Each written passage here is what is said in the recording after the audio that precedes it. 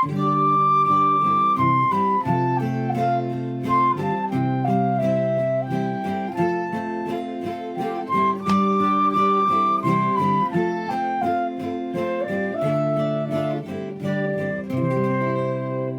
this is session 5 of Why Jesus.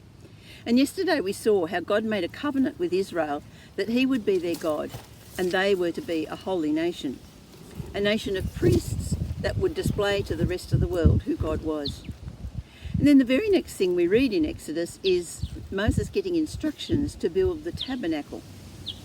Now the tabernacle was a movable tent that would be set up wherever the people camped. And God gave very specific instructions on the materials to use, the dimensions, the structure. Because the tabernacle was a physical manifestation of God's promise to be their God and of their promise to be a holy nation. Now when we read that the tabernacle was first set up, the cloud that had led them through the desert descended on the tabernacle. And by day it was a cloud and by night it was fire. Because this was the very presence of God among them. Now the tabernacle's structure was to enable them to live holy lives, because as normal human beings, that was really not very possible. The structure showed the people that God was among them, but that he was a holy God and he could not be approached by just anyone. And so a class of priests was established to be the mediators between God and human beings. And now we're going to look at the structure of the tabernacle. So this is a picture of the tabernacle. Now on entering the tabernacle through here, the very first thing you'd see was this huge altar of sacrifice. And what it's saying is if you want to come into the presence of a holy God, then our disobedience and our failures have to be dealt with. Isaiah 59:2 says, "But your iniquities have separated you from your God. Your sins have hidden his face from you so that he will not hear you."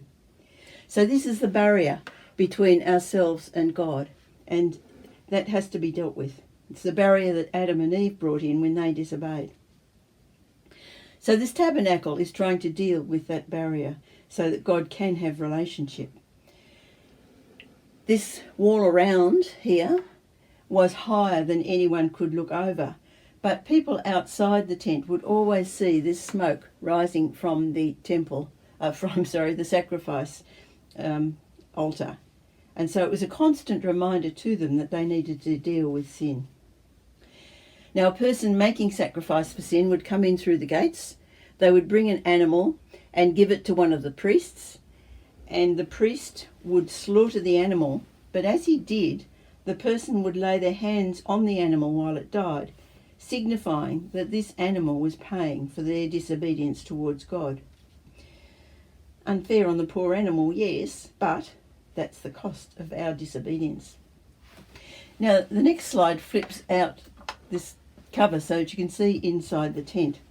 And this tent can only be entered by the priest, who would make sacrifice for sin for himself here.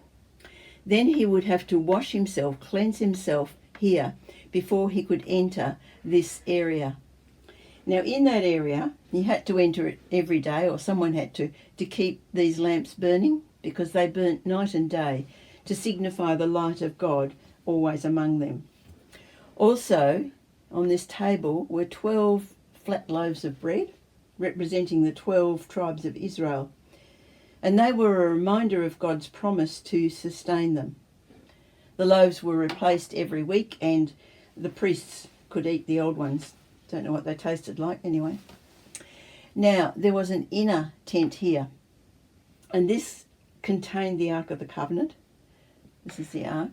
It held the 2 stone tablets of the 10 Commandments. It had some manna from the desert, and it had Aaron's rod.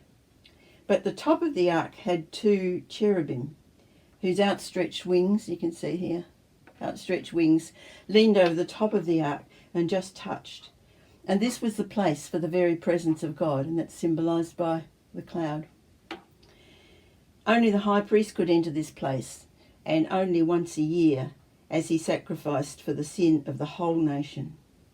And so this is a picture of God living amongst his people, but they had to realise that he was a holy God, and they could not enter his presence without dealing with sin.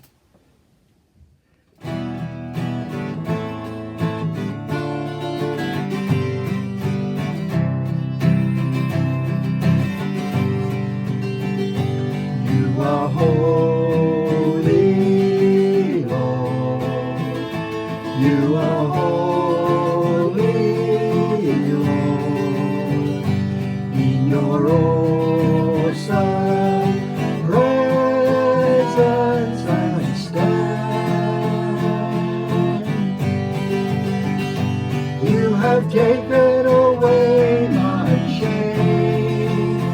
Such is the power of your holy name. You'll always be my God, and I will be your child. You are faithful, Lord. You are faithful, Lord. In your awesome presence I stand. Every promise is steadfast and sure, and you will love me until time is no more. You'll always be my God, and I will be your child. You are mighty, Lord. You are mighty, Lord. In your awesome presence I stand. Like the crashing of waves in the sand, let your spirit